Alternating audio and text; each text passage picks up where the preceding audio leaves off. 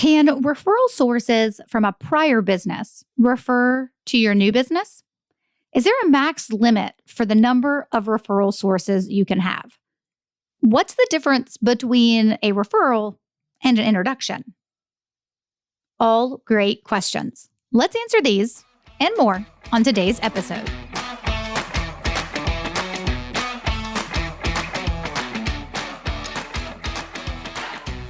Hey there, and welcome to episode 270 of the Roadmap to Referrals podcast, a show about helping you build a referable business.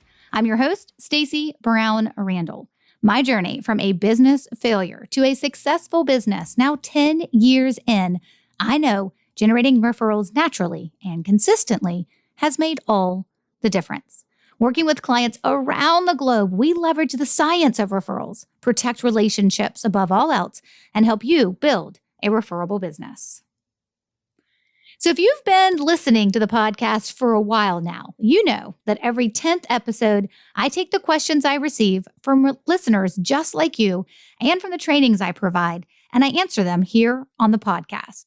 So since this is episode 270, I have 4 questions for you I'm going to answer. Now, these questions are from the Q&A portion of the Summer School for Referrals that I offered back in July. So if you're thinking to yourself, wait, I missed out on Summer School for Referrals, don't worry. You can still grab the replay from Summer School and get all caught up. You just need to go to stacybrownrandall.com/summer school and definitely check out all the details and get yourself signed up. Now, there is a small fee because what we did after the summer school is we actually took all the videos, then we broke from each class, Referrals 101, 201, and 301, we broke them down into bite-sized learning pieces because let's be honest, it's one thing to sit on a Zoom call when it's live and learn for 30 to 45 minutes. It's an entirely different thing to watch a video for that long. So we took the learnings, we took those videos, and we broke them down into mini lessons.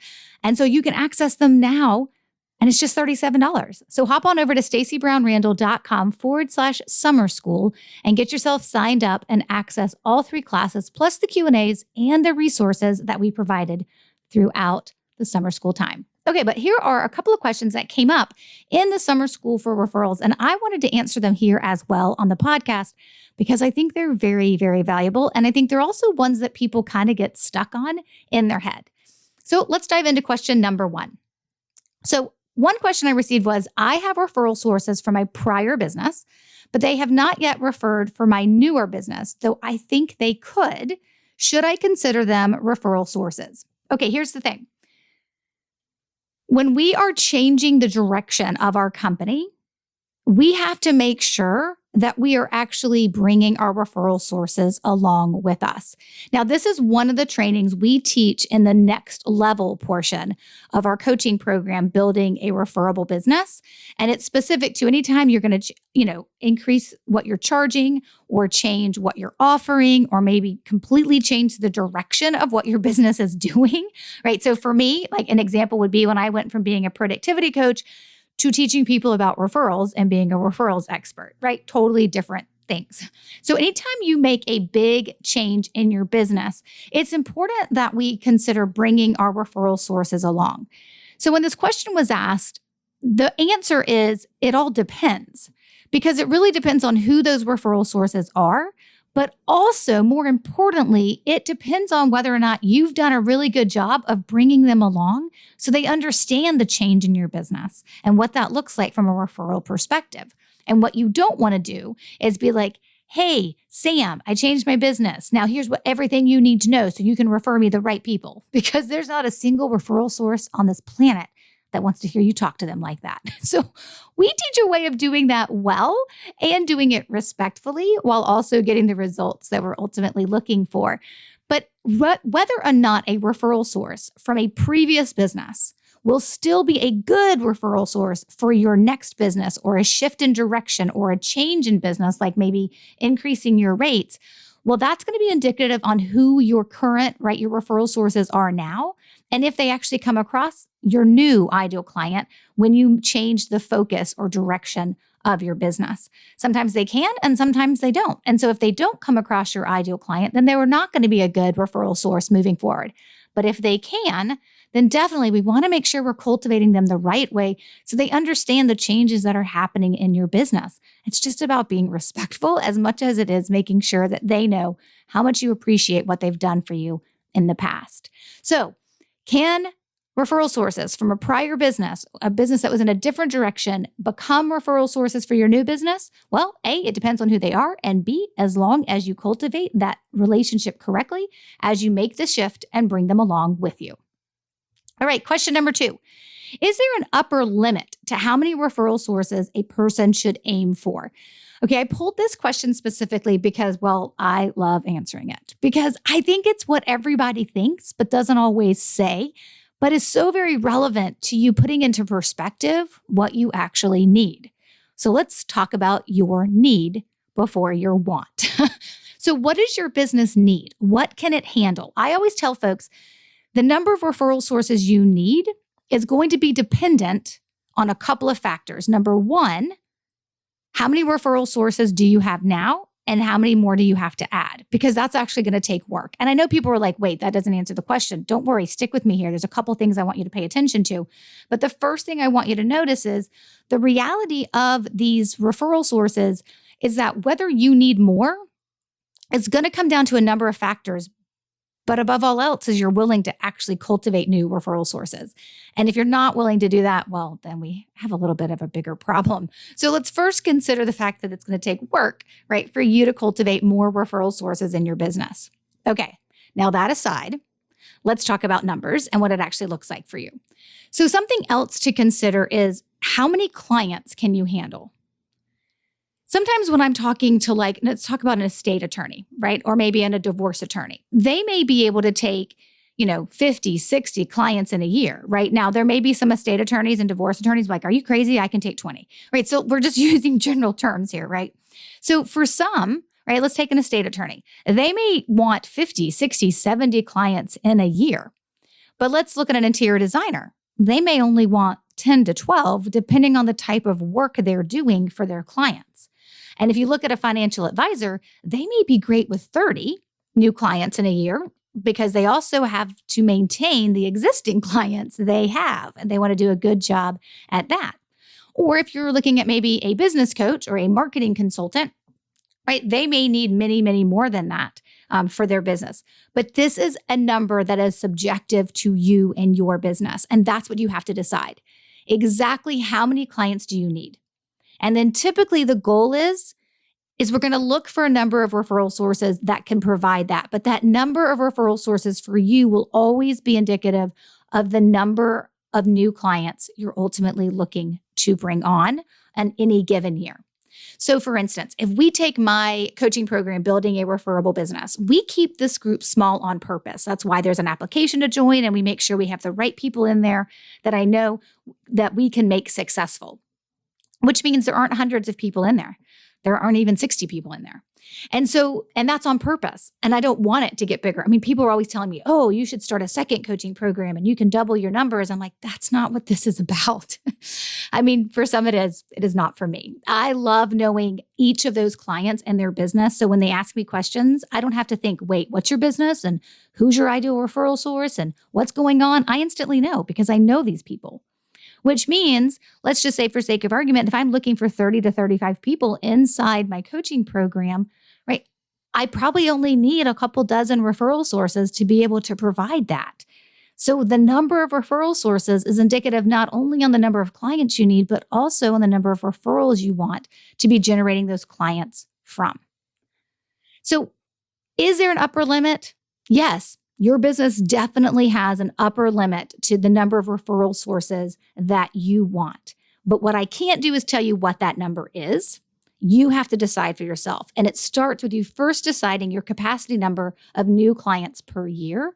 And then we usually work backwards to decide, okay, that's how many clients you can work with in a year. Let's figure out the percentage that we want to come from referrals. And then that, of course, will back into the number of referral sources we need because now we're working with hard numbers. But your numbers are probably different from mine and probably different from the person right now driving in the car next to you if you're driving in a car.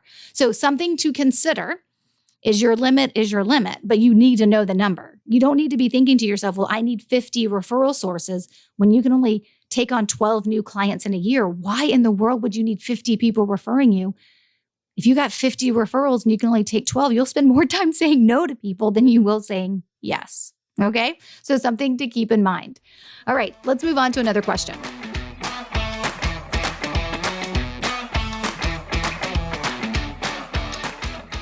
Hey there, pardon the interruption. There were more questions just like these asked during our Summer School for Referrals series. If you missed them, you can still dive into the classes where I unpacked the definitions you need, but folks often confuse. We talk about the science of referrals, the ecosystem of referrals within your business, guide you through an activity to uncover your referral gaps, plus your low-hanging fruit, and I show you how to create a game plan to move forward to start generating more referrals. Go to stacybrownrandall.com/summer school to get access now. Okay, now back to the episode.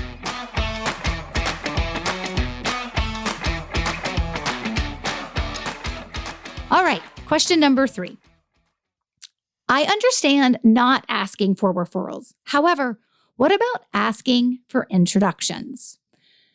So I have very clear definitions on what is a referral versus what is an introduction. And so when people ask this question, I know it's because they're actually confusing these two things, or they're not actually completely clear on what they're trying to, like what they're ultimately asking for.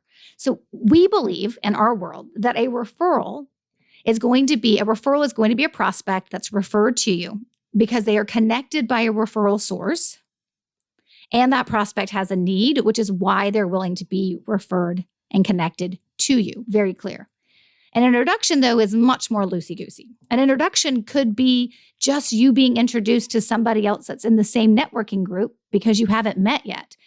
So the question behind when people say, hey, I don't want to ask for a referral, got it, but can I ask for an introduction? I'm always like, well, what's your end goal? What's your objective behind that introduction, right? If you want to meet somebody because you guys are in the same networking group and you haven't met them yet, then yes, ask for somebody else that knows them to introduce you.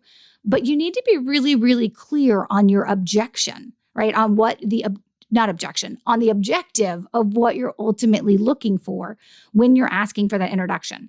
If you are asking someone to refer a client to you or to introduce, I'm using air quotes that you can't see, to introduce a client to you that you want them to then spend money to you, that's not an introduction. You guys know this, that's a referral.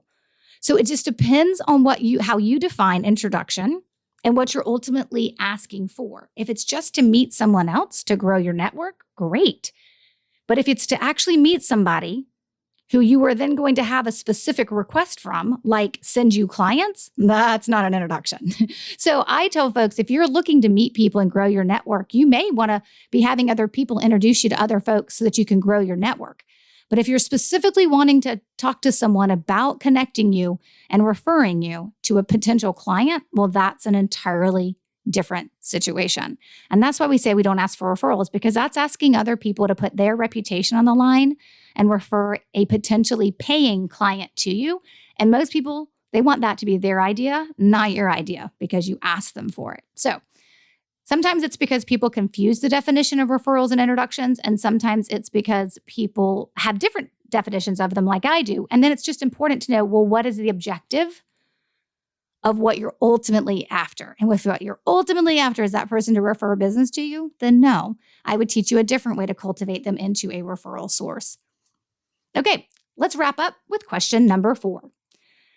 I send a handwritten note to my centers of influence once a quarter and then a postcard or 2 in the other months. Should I stop doing this? Now, let's put this question in context.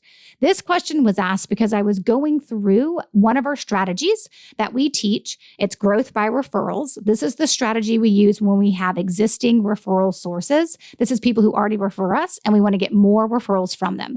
And I was walking through what we do to take care of those existing referral sources. And I was talking about how it needs to be memorable and meaningful. It needs to be all about the referral source, right? It needs to keep you top of mind. And I talked about when you're doing the same thing over and over again, you don't actually stay top of mind. Actually, you're more easily forgotten than if you'd done nothing at all. And the reason for that is because when we think about the economic behavior piece behind the trigger of someone actually referring you, there needs to be some variety and some surprise and delight.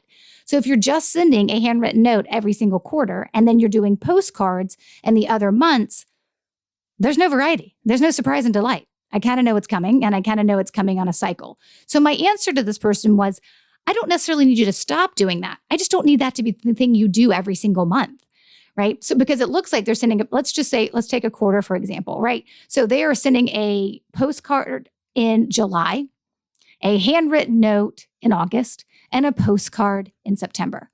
And it happens like that every single quarter. So what I suggested is, I'm not saying you can't, definitely I'm going to tell you to keep the handwritten note, but maybe once a year.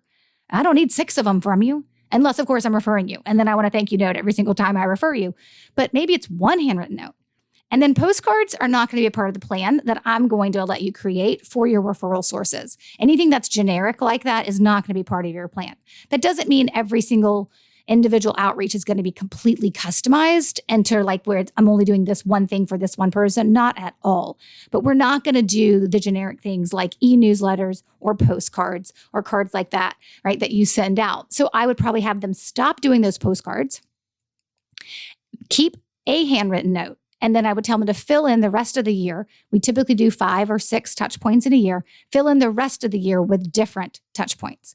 And of course, for those of you sitting there thinking, oh, wow, that sparked some ideas for me. Good. And for those of you thinking, I don't know what those touch points would be. Well, that's what we teach inside our program, Growth by Referrals, because we have a scientific-based strategy behind the framework of how we teach what those touch points, what those outreaches should ultimately be. So these were 4 great questions that I received during our summer school series. If you can only know all the content that was taught that then led these questions to bubble up, well, then you got to check out summer school for yourself. I would love for you to do that. You can get access to the summer school recordings broken down into mini bite-sized lessons for only $37 by going to stacybrownrandall.com/summer school. They are available now, so go check them out. You're going to get access to each of the 3 classes broken down into mini lessons, and there'll be a Q&A video as well at the end where you can listen to the questions and then how I answer them as well, and get access to the resources we provided too. So again, links to the summer school and everything else we talk about in this episode are always on the show notes page, which is stacybrownrandall.com/270. That's for episode 270.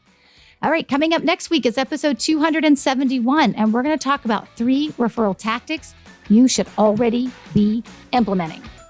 Until then, you know what to do, my friend. Take control of your referrals and build a referable business. Bye for now.